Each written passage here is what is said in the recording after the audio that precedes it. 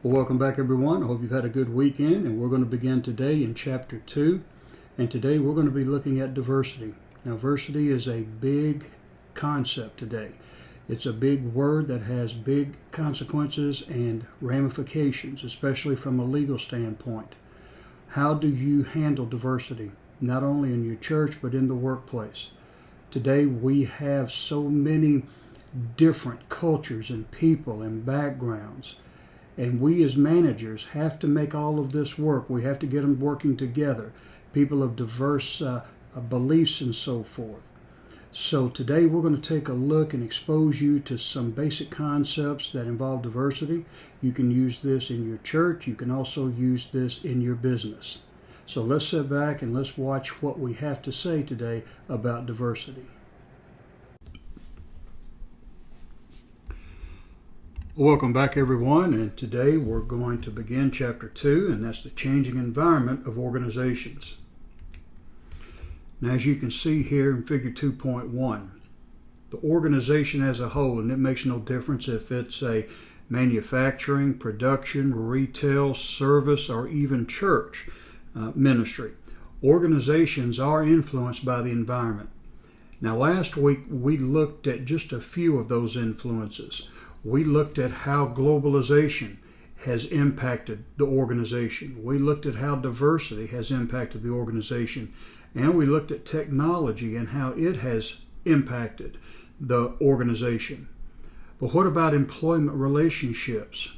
And here we're talking about not only just the relationship between employees and the organization, but also unions and those go-betweens that help facilitate positive relationships and sometimes difficult relationships between employees and the organization.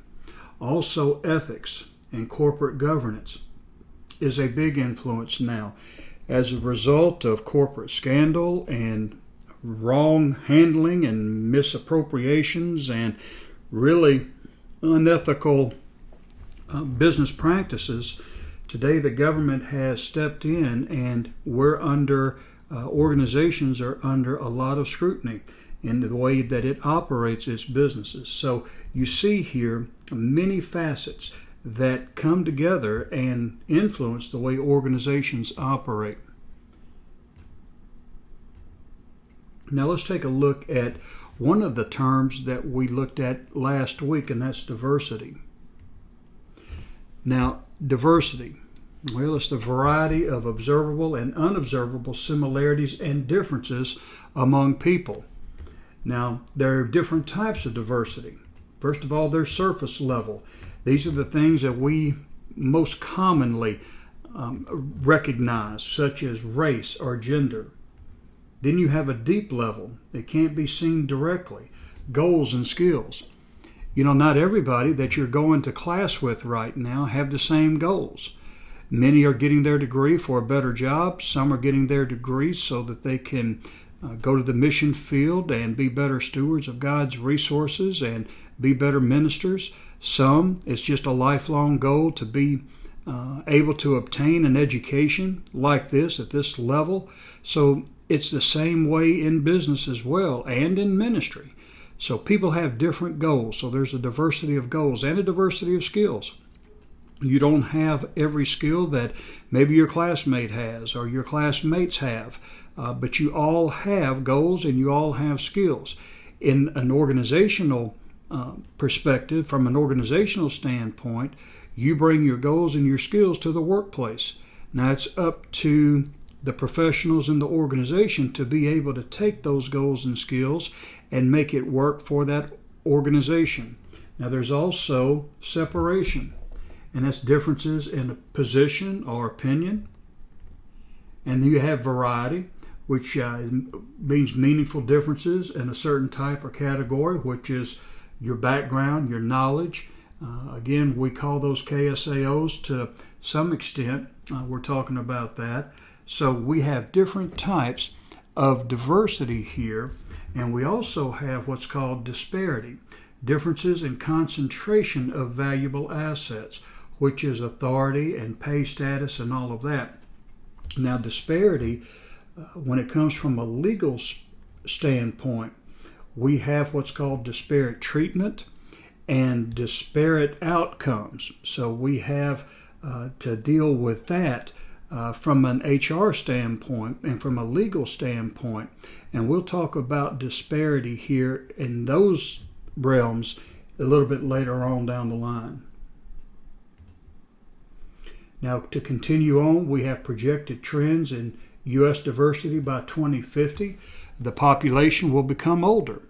And we see with the Age Discrimination in Employment Act, people are working longer. It used to be you were at 70 years old protected. Now at 40 years old you're protected.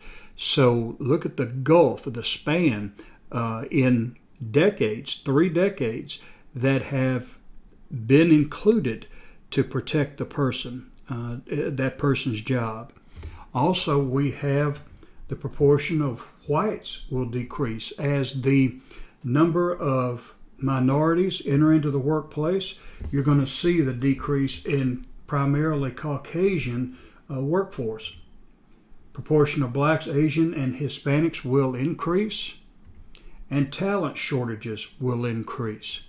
In fact, today, one of the things that I'm seeing, and you might have seen it as well, is the need for just skill-based, vocational-based professions today. Many people today have foregone getting the certifications to go to work in lieu of that, they're going to go to college and get their 4-year degree and 6-year degree and so forth, to where today we're saturated with degrees.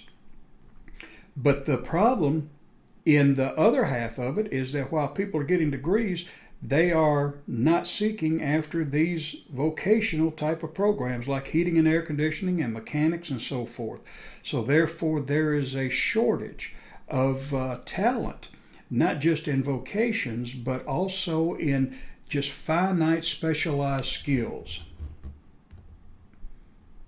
Now here's just a diagram of the change in the labor force from 2006, and it's projected on to 2016. So you're going to see primarily an older workforce in all of industries. Now think about this. How do you think that's going to impact the workforce? When you're looking at older people staying in the workforce, they're not retiring anymore. It used to be they would retire at 65, but because of their economic status, many people can't afford to retire at 65, so they continue working. Now, you only have so many positions to go around. Now, how do you think that's going to pan out in organizations as younger people are trying to find their way, as they're trying to enter into the workforce, as they're trying to go up into the workforce? You have older workers staying there, creating a bottleneck. So it's going to be interesting to see how the labor force addresses how just this one thing, age, is going to impact the overall ability for younger people to move up. And speaking of that, we have reverse mentoring, and that's pairing a junior employee with a senior employee to transfer those skills, those talent abilities and so forth onto the younger people. And then you have the generation segregations. You have the baby boomers, seniors, Generation X, Generation Y, millennials, and so forth. So take a look at all of the groups that are in the workforce now, and they're staying. So it's going to be interesting to see, once again, how all of that pans out. Now, the business case for diversity. Diversity fosters creativity, innovation, and competitive advantage. Why? Well, because when you have differences of opinion, when you have different cultures, different backgrounds, different ways of thinking, if you use that productively, you have a wealth of information coming to you that you can leverage to be able to outperform and gain a competitive advantage over your rivals. Now, organizational performance increases when employees have a positive attitude towards diversity. Many people think diversity is something to be afraid of, and not so. I mean, diversity can only help you. And the last thing in the world you need as a decision maker is everybody on the same page and of one mind and so forth when you need differences of opinion and different perspectives. Now, we mentioned last week cohesion is good, and we saw in the Bible where in Acts on the day of Pentecost they were all of one mind and one heart, and that's necessary as far as purpose. But how you achieve that purpose, how you go about reaching your objectives, that's where you need the diversity of opinions and suggestions and advice. You don't need people just saying, yes, I agree, and yes, I agree, and yes, I agree. You need people to say, no, let's look at it from this perspective. That's going to help you when it comes to you being effective in your job. Now, culturally diverse teams make better decisions over time than homogeneous ones. So if I had a bunch of like-minded individuals, they're going to pretty much come up with a singular type of solution because they're only going to look at it from a singular perspective. However, when diversity comes in, and I have diverse teams or people comprised of diverse individuals, I'm going to have that interaction there that's going to be necessary for me to be able to make decisions or for that team to come up with a best solution. And then Title VII of the Civil Rights Act, which is the amended Civil Rights Act, prohibits discrimination based on race, color, religion, sex, or national origin. So diversity is not just a nice thing to have. It's a legal necessity today. And as Christians, we should have that attitude anyway. We should be inclusive of everybody. I mean, that's what the Word of God has to say about it. By this they'll know you're my disciples if you have love one for another. Now, how can you love someone if you're discriminating against them? Or if you think you have a superior background or because of who you are, ethnic centrality. That's not going to be very productive, and it's not going to be allowed in the workplace. Now, there are barriers to inclusion. The like me bias, and that's what I was talking about. If you have a singular mentality, you're going to look at things from a singular way, and people prefer to associate with others they perceive to be similar and to themselves. So I've seen it before, and it's funny in organizations how I've experienced in the past how people of like color or like gender or like similarities will normally group together, and in an informal setting they'll normally gravitate towards each other. And even the contemporary class or the white individuals white males will normally congregate with white males, and black females with black females. Now, I'm not stereotyping or generalizing, but what I normally see at group functions and so forth is that when they're not having to interact, people normally gravitate to their own kind. But that's the like me bias, and that's just associating with people they perceive to be similar to themselves. And also, it works not necessarily from a discrimination standpoint, but you may have a room full of engineers and mechanics and architects and accountants. They're normally going to associate with themselves. They're like professions. So it's not just a racial or a gender thing. It's also people who just perceive to be similar to people like them. Now, stereotypes are beliefs about groups and individuals based on the idea that all group members are the same. Prejudice is outright bigotry or intolerance for other groups. And the perceived threat of loss is impending diversity or impeding diversity efforts to thwart a perceived threat to one's own career opportunities. And some people will view others as a threat. And that really is, it shouldn't exist, but it does. This is why a lot of people are very closed off, isolated a lot of times because of the perceived threat of loss. And that if we hire one person of color, then other people of color will come in and I may lose my job because of people of color or gender or age or whatever. So there's a fear that the Civil Rights Act has really prevented or will eventually lead to whites being taken out of the job market. Now, we do know affirmative action has quota laws, and they require so many minorities to be hired as a percentage within that organization. And that's really been looked at negatively, and it's still under a lot of scrutiny today. But there's a perceived threat of loss when it comes to including people of different races and different genders and age and all of that. Ethnocentrism is the belief that your language or your country or your culture are superior to all others. And then unequal access to organizational networks. Women and minorities, it's believed, are often excluded from organizational networks, which can be important to job performance and career opportunities. Now, I'm not sure how much of that is true today. I'm sure it exists. But today we're seeing more opportunities for women and minorities to be able to get in and to be able to move and see upward mobility.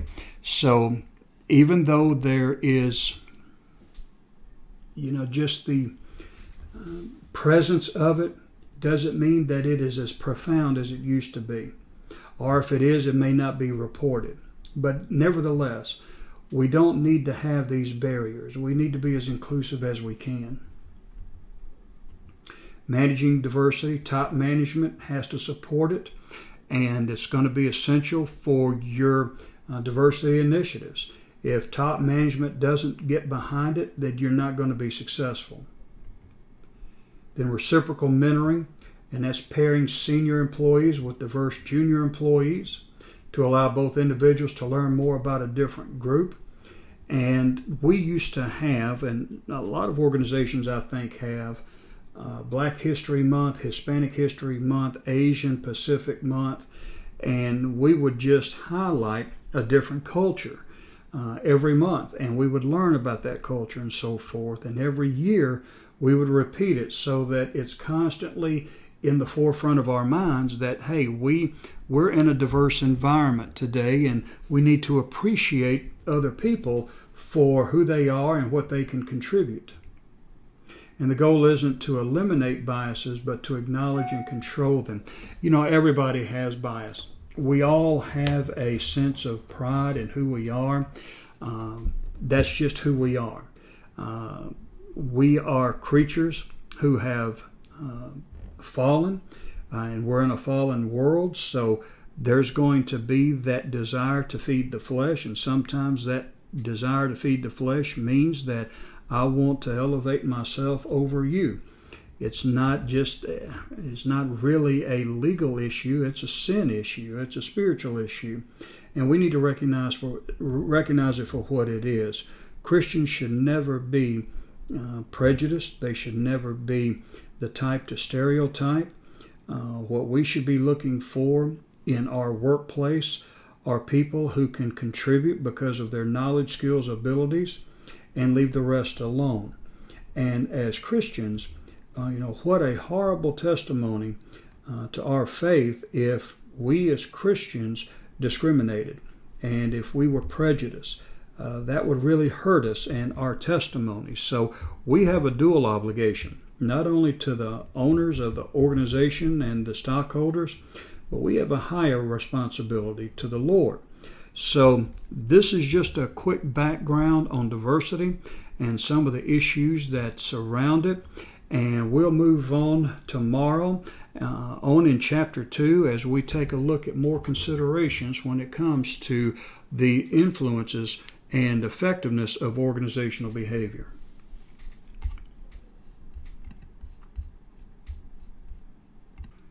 Well, everyone, as you can see, diversity includes a lot more than just race. It includes age, it includes gender, it includes sexual orientation today and religion and so many other aspects of it.